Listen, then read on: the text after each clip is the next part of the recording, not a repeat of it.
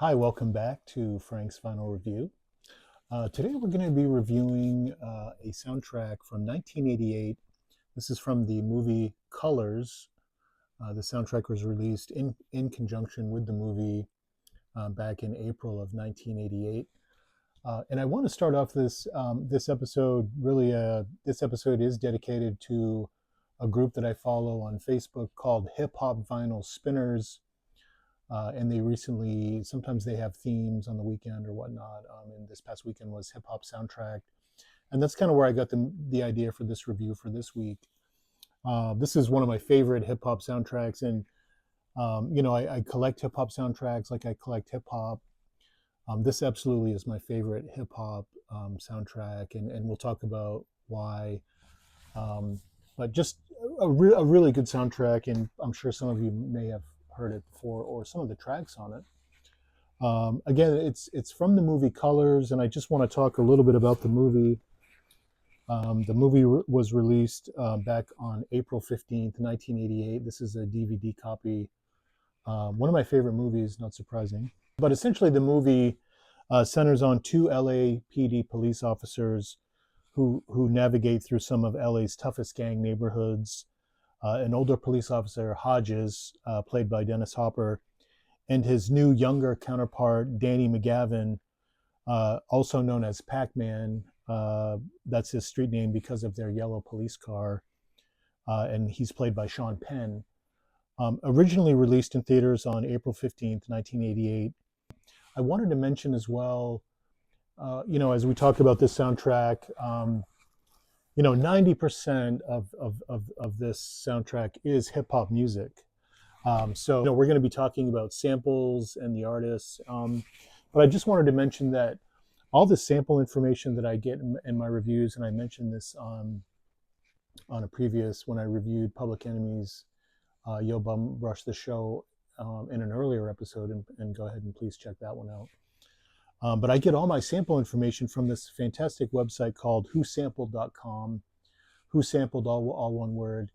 If you love hip hop and you've had these beats and samples in your mind for going back forever, it's a great website to go and listen to your favorite samples, right? I mean, I go there when I do these reviews. Sometimes I'll hear a great beat and I want to know what that beat is. So I just recommend that. So without further ado, we'll kick it off, heading right into the soundtrack, and the soundtrack opens with the title track "Colors" by Ice-T. There's some intro bass, and you sort of hear a gunshot into the chorus, "Colors." Some of the lyrics really stick out right away. The gangs of LA will never die, just multiply colors. Really dark lyrics here, and Ice-T's DJ Africa Islam. He's doing some really great scratching, and I like how they sort of, you can hear Ice-T, the sample of him saying "colors, colors," singing "colors" while DJ Africa Islam is scratching, and it has a pretty cool effect. Again, some of the lyrics, they're just really dark. Ice-T says, "Death is my set, guess my religion. Wear the wrong color, your life could end. Homicide is my favorite revenge." Again, just kind of reflecting the content of the movie. The battle between the Bloods and the Crips. There's some synth bass, and again, DJ Africa Islam just does a great job with the scratching and the production on this track. And then on the outro, there's more colors, variations, and speeds. They kind of speed it up and slow it down, and then the song ends with a final gunshot. But it's a really great song to open the album, and in a lot of ways really carried the movie. I remember the video, and I recently heard a story where Ice-T was approached to produce a song on the album, and if I remember correctly, they had chosen a different title track, and Ice-T heard it and basically said, "Look, I can do something better. Let me do the title track." And so Ice-T was able to do that and produced a gem, really. And I think the Colors track really sort of elevated Ice-T's stature as a hip hop artist, right? As an MC, you know, he had his debut album at the time, that came out in '87, and then his album that came out in 1988, album Power, that came out in 1988. So, you know, '88 was a busy year for Ice-T, but again, great title track. The next track on the album is called Six Gun. And you know, this isn't a track that you really hear a lot, except for if you listen to this album. And this was done by the Decadent dub team, whoever they are. I've never even heard of them really. But I thought it was interesting that this was a remix by Dr. Dre.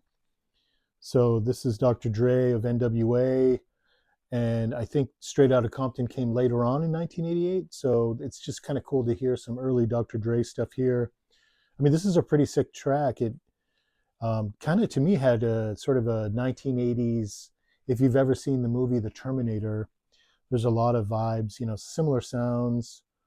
And as I was listening to this track, some of the production reminded me of what we would hear later on the Prince Bat Dance track. So I could hear Prince probably hearing this and maybe potentially getting ideas from this. Kind of a similar feel. You know, there's sort of a dark industrial feel, yet there's a street vibe, some funky bass, more gun sounds. So that, you know, that the gun sounds that we heard on Ice-T's title track kind of continues here. So there's this sort of continuum, and again, reflecting the content of the movie. You know, some really flowing sounds from the title track. You know, there were some really sick bass playing, and you know, like, to me, again, there were some of the breaks reminded me of Duran Duran's music. You know, just again that classic '80s sound. And there's some subtle industrial scratches, and then another gunshot to end it, just like the Ice-T track. But overall, a pretty interesting track. I was definitely intrigued by it. Song 3 on side 1, the next track, is called Let the Rhythm Run by Salt-N-Pepa. And these are two female rappers from the East Coast. We hear a horn sample from Fred Wesley and the JBs, a track called Damn Right I'm Somebody. And the main beat on this song is from the Meters, Here Comes the Meter Man, which has been sampled by a lot of artists. It's a really cool song. If you can just pull it up on YouTube and listen to that Meter song, Here Comes the Meter Man. But again, if you go to the website whosampled.com, you know, you can see you can essentially hear all the hip hop artists who sampled Here Comes the Meter Man. So it's pretty cool. And one that sticks out is Run DMC's How You Do It, D. Just a powerful, the way they mix that with that particular sample. But anyway, getting back to this one. So we got some more funked out bass, and Salt-N-Pepa are ready to work it out. That's one of the lyrics. Again, killer drums underneath, some really cool funk guitar. So, you know, pretty excellent production on this track. You know, it almost sounds like funky drummer. Maybe they had some funky drummer, James Brown's funky drummer. These guys, Salt-N-Pepa, they have sort of a Beastie Boys style delivery where they go back and forth. And then the last line of the song, one of the girls, they say, "No, the drums are done." And I just wanted to say that that song was produced. The Salt-N-Pepa track was produced by Herbie Azor, and I think his DJ name is Herbie Lovebug. But just kudos to Herbie, because the production was top notch. You know, I'm not a huge Salt-N-Pepa fan, but I felt like Herbie Lovebug did a great job on that track. So the last line, no, the drums are done. And then the album slams right into one of my favorite rappers, Big Daddy Kane, and his track Raw, R-A-W. And this features an opening drum sample from Bobby Bird's Hot Pants. And the screeching horns are sampled from Lynn Collins' Mama Feel Good. And there's also a James Brown sample, Get on the Good Foot. So this is a Marley Marl produced track. Marley Marl was huge in 1988. You know, he was on the Cold Chillin' label, which was a subsidiary of Warner Brothers. So, you know, him and Big Daddy Kane are rocking out on this one. And here I am, RAW, this strong lyrical flow right out of the gate. It's almost like Big Daddy Kane's rhyming to a metronome. He's just like so on. I love the James Brown samples. You hear some Ain't It Good to You. Marley Marl. He's a great production, and there's some really great scratching by Big Daddy Kane's DJ. And then I Get Raw, more killer layers with horns. It's really a raw track. I think it's one of Big Daddy Kane's early peaks, and I know he released that as a single, but just a strong track. Which leads us into the next track on the album, the last track on side one, "Paid in Full" by Eric B. and Rakim. Now this is a different version from the album, from the version that we heard on their first studio album. This is in fact the 7 Minutes of Madness, the cold cut remix by Shan, and this is by far probably the most popular version of "Paid in Full." It's a sonic journey, right? You hear pump up the volume, pump that bass. There's some really cool deep scratching. And then one of the early highlights for me is, you hear these sort of trippy Eastern vocals. And it's actually a track, and I found this on YouTube and also through the whosampled.com website, but it's an Israeli singer or artist by the name of Afra Haza. And excuse me if I'm mispronouncing this, but the name of the song is called "I'm Nin Alu," and it's probably Hebrew for something. But it's that's the sort of, it sounds Eastern, right? For a long time I thought it sounded Hindu, but it's actually Hebrew probably. So it's super cool. There's more sampling. "You Make Me Feel So Odd," and then finally we hear Rakim coming in, "Thinking of a Master Plan." There's a lot more laughing and more singing, more of the Eastern singing, more of the Hebrew singing that I just mentioned. Then we hear a sample of KRS-One, like his laugh, which I think is cool. You hear some funny one-liners like, "Wait a minute, I think you better talk to my mother." And then I don't know if it's Rakim or Eric B, but they ask, "Yo, what happened to peace?"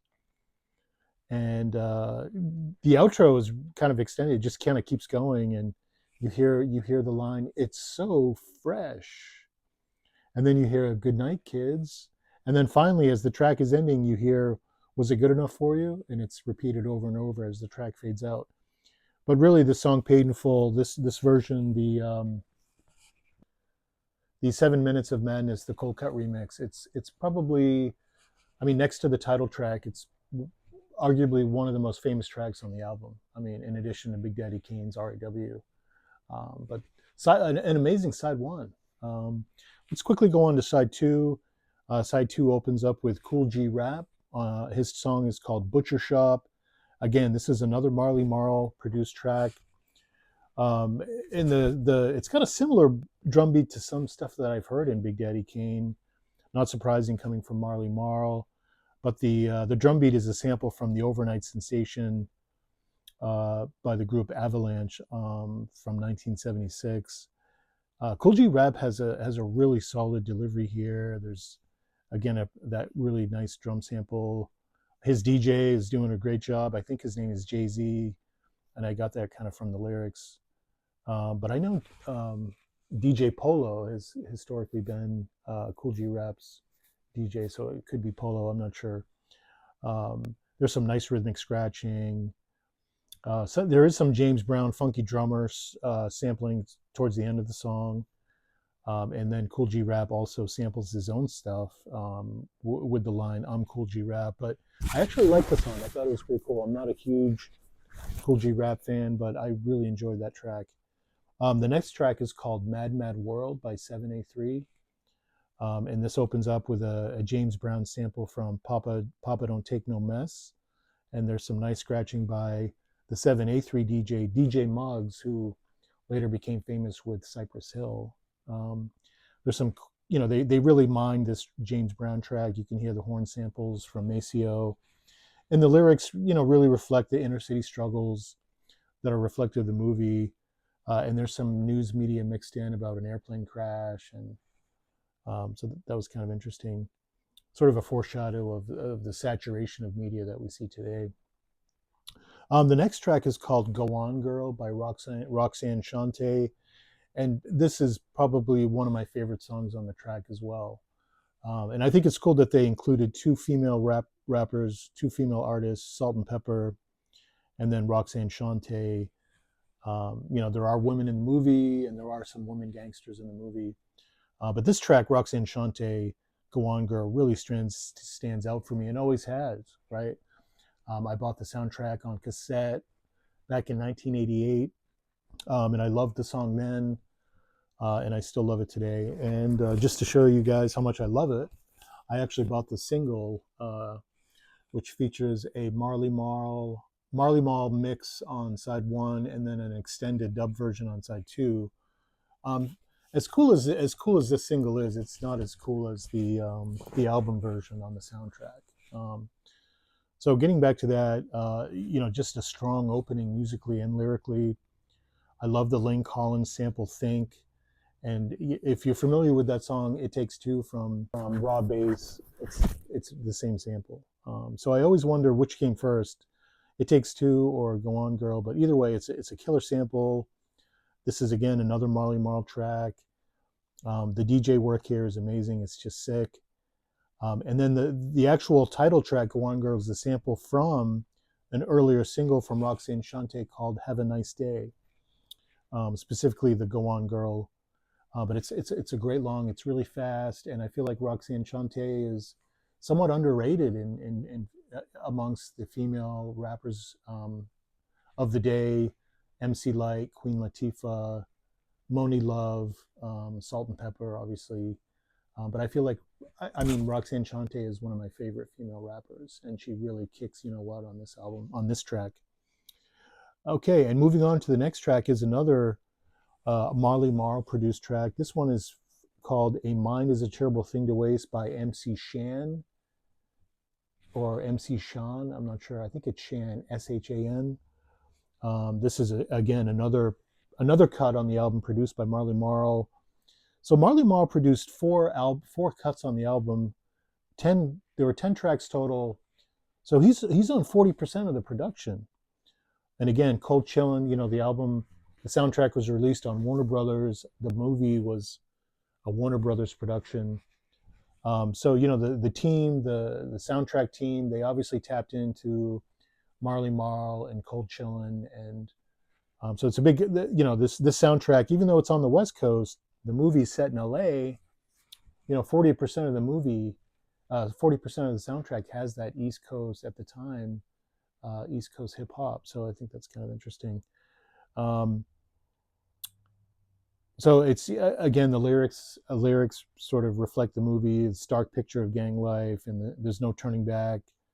A pretty solid track. And then the last track on the album is by Rick James, and he was very famous, especially in the early 1980s, right? And then MC Hammer sampled one of his famous songs for MC Hammer's hit "Can't Touch This." But Rick James, a legend, really. So it's kind of cool to see him on here. And his track is called "Everywhere I Go," hyphenated colors. It's a total funk, so there's some really nice funk bass to open with synthesizers. This really has a classic 80s pop funk sound, if you will. It's, again, more stark lyrics reflecting the content of the movie. You can hear someone singing "Colors" kind of lightly in the background. And again, some of these lyrics, it's kind of a light track, but the lyrics are kind of dark. Somebody wants to kill, we wear our colors proudly. So kind of interesting that Rick James made it onto the album. But that's it. Rick James ends the album, and so I just wanted to show it. There's some cool media. I love the media, the sleeve, if you will. Just a really great album, and it was reissued. I think copies are still readily available on Discogs.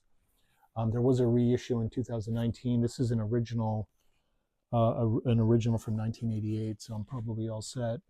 I wanted to mention, the viewers are probably seeing me wearing this Georgetown jacket, and these starter jackets really were a big part of hip hop, right, in the 1980s, especially in 1988. There is a scene in the movie where Rocket, right, one of the main characters, he's picking up his buddies, and they're going to do a drive by, and one of the cats in his group is wearing a Georgetown jacket, just like the one that I'm wearing now.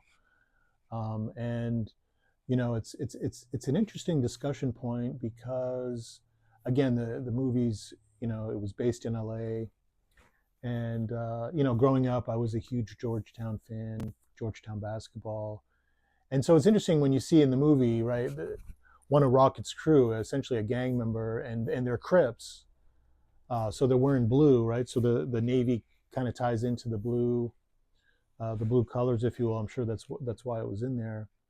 But sort of the contrast, the dichotomy between the violent gang life that's portrayed in the movie versus the institution, right? The famous institution, the Catholic school in Washington D.C., famous for law and business, but at the time in the 1980s, especially amongst younger kids, including myself. I mean, it was all about Patrick Ewing and the Georgetown Hoyas. But again, I just wanted to key in on that the scene where they're headed to do a drive-by shooting, and so one person in Rocket's van is wearing the Georgetown jacket. So again, it's just kind of an interesting discussion point.